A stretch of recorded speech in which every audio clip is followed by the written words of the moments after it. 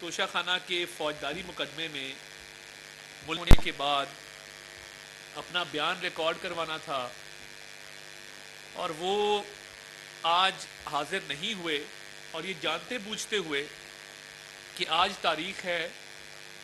انہوں نے لاہور جانا مناسب سمجھا، اور کل بھی ملزم عدالت میں موجود نہیں تھے، باوجود اس کے کہ وہ 2 مقدمات میں نیب کی عدالت میں بھی پیش ہوئے اور نیب کی عدالت کے ساتھ ساتھ وہ سپریم کورٹ میں بھی بذات خود پیش ہوئے۔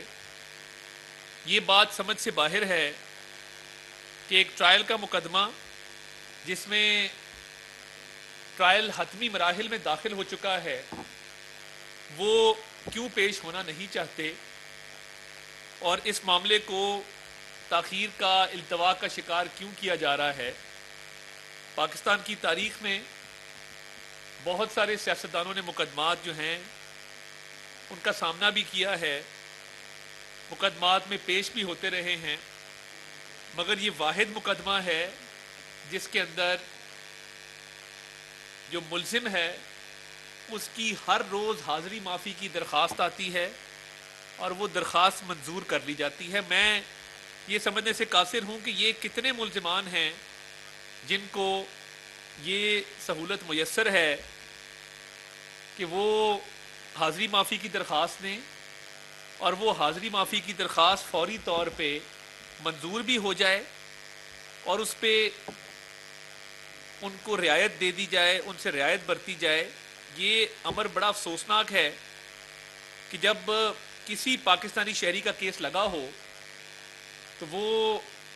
پیش بھی ہوتے ہیں، وہ پیش نہ ہوں تو ان کو سزا بھی ملتی ہے۔ تو یہ بات سمجھ میں نہیں آ رہی کہ اتنی نرمی کیوں برتی جا رہی ہے، اور یہ نرمی اگر برتی جا رہی ہے تو اس کا نتیجہ کیا نکلے گا، اور کیا یہ رعایت، یہ پیشکش